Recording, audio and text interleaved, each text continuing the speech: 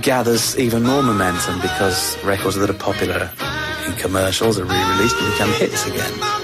I sort of think as though there's nothing but yesterday going on, you know, all kinds of yesterdays being replayed before us, not in proper chronological order.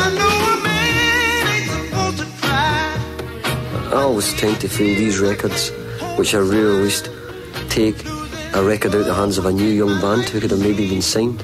And no, I don't think that's a good thing. Well, a trifle embarrassing when the list of 80s chart toppers includes Eddie Cochran, Nina Simone, the Hollies, Jackie Wilson, Marvin Gaye and Sam Cooke. Most of them were already dead when the decade started. So what about the album charts? Well, apart from all the compilations of hit singles, who are the acts that sold LPs and filled stadiums in the 80s?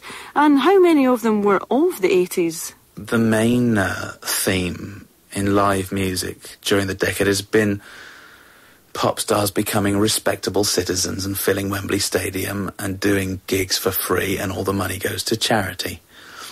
I think that's the ultimate measure of pop music's respectability and its place now in the mainstream of our culture. By noon, 72,000 rock fans were packed into Wembley Stadium as Live Aid began in brilliant sunshine. A fanfare echoed around the arena as the Prince and Princess of Wales appeared in the royal box. The Princess, a keen pop fan, apparently needed little persuading to join the huge audience. Alongside the royal couple, the man who dreamed up the global jukebox and who did much to turn it into reality, Bob Geldof. The first band on stage in the 16-hour transatlantic marathon was Status Quo, with a song which has never been more appropriate, rocking all over the world.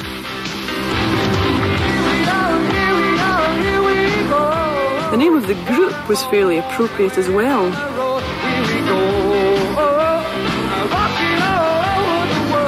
In the 70s, punk sort of cleared the boards of the established acts, the complacent acts, if you like. But the 80s, we had Live Aid, which brought them all back again with a vengeance. A vengeance, yeah. Throughout the day, the bands played on. There were the royal favourites, Dire Straits, and the consistent hitmakers, Queen. David Bowie, still a major force after 15 years, and The Who.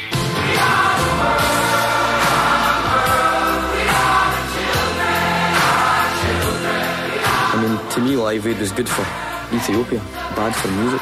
Because what did that say? Really, to me, it just created a new establishment. It means to tell us that Queen and U2 and all these other bands were the best bands in the world and the top bands. I mean, this is your establishment. Everybody else sort of mills around under them. I mean, I don't agree with that, you know. I think Live Aid was, as I said, good for Africa and bad for music. I've got no implicit objection to the Rolling Stones and the Who and the Pink Floyd doing massive tours to massive audiences, but it would be nice if you felt that they were really telling us something new about themselves, if perhaps they were telling us what it felt like to be nearly 50 with an illustrious rock and roll history behind you. But you feel that that's not going to happen. 5, 4, 3, 2, 1. Well, there was one new style of music that came out in the 80s, lest we forget, hip-hop. What a jolly jape, all that rapping and scratching and sampling and synthesising that's given us house and acid, not to mention the backing music for every hopeless youth programme in the last 4 years. What does the panel think of it? I don't like the way that music has turned to the producer rather than a musical writer or a musical performer. And when you see these pieces performed, you see like two normally overweight, balding guys behind keyboards doing nothing. I pick a band at random, something like Bomb the Bass or something like that. And what we have is some very, very clever people in the studio who can mix something marvellously, you know. But I'm sorry, with a couple of weeks' practice, I could go into a studio and do that. If somebody showed me what to do with these tapes and this computer and that Fairlight, I could do that. This is a journey into sound. Stereophonic sound. Music's become the servant of technology, a product of the multi-track recorder and the computerised studio. The missing ingredient has been musical creativity, and for that, in the 80s, we've had to pillage the third world.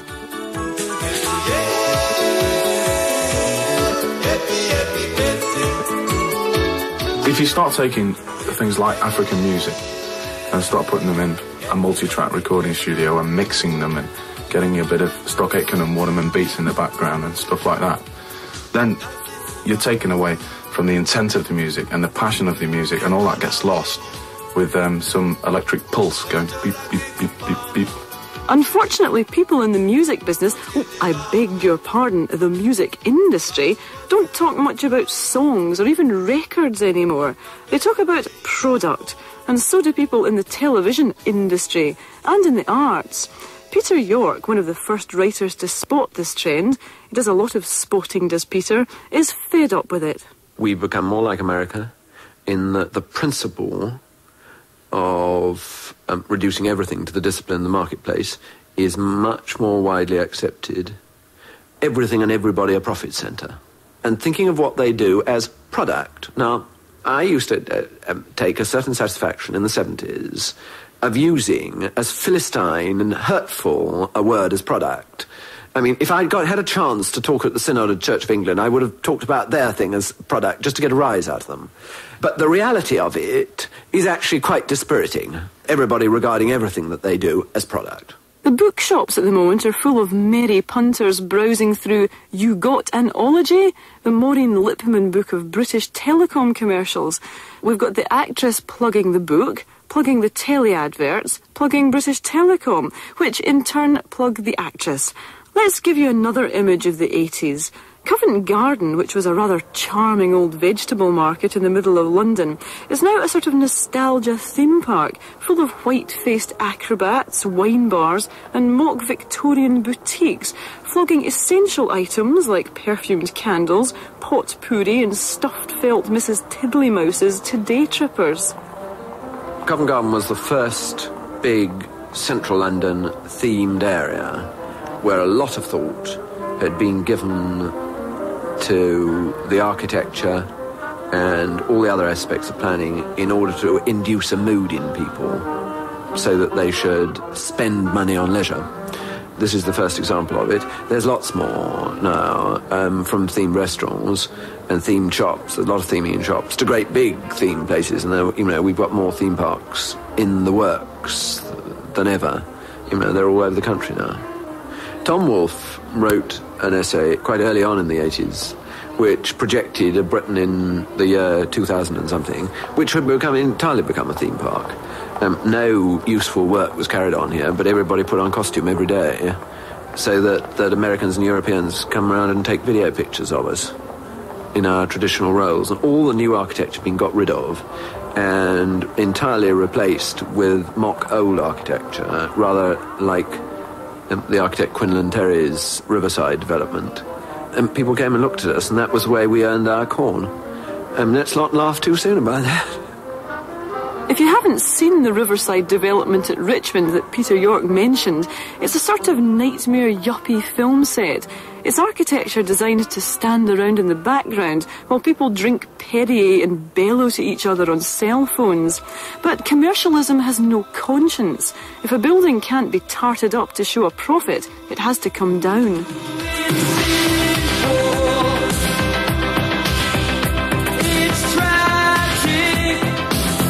In Bristol, what they've done is they've put up all these brookside houses all around the sort of edge of the docks, and they've got like murals and stupid statues all over the place, and it's tacky, it clashes totally with what was there before, and they're ruining and pulling down rather than renovating and making better or making good what is there. They're just pulling it all down and putting up rabbit hutches, and all these yuppies are rushing in there, and I think it's appalling. I think they look horrendous.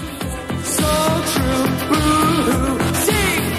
A few years ago, Liverpool City Council had this brilliant plan that they're going to solve all the problems of Liverpool by turning it into a holiday centre. And what you've got to show people, piles of rubble.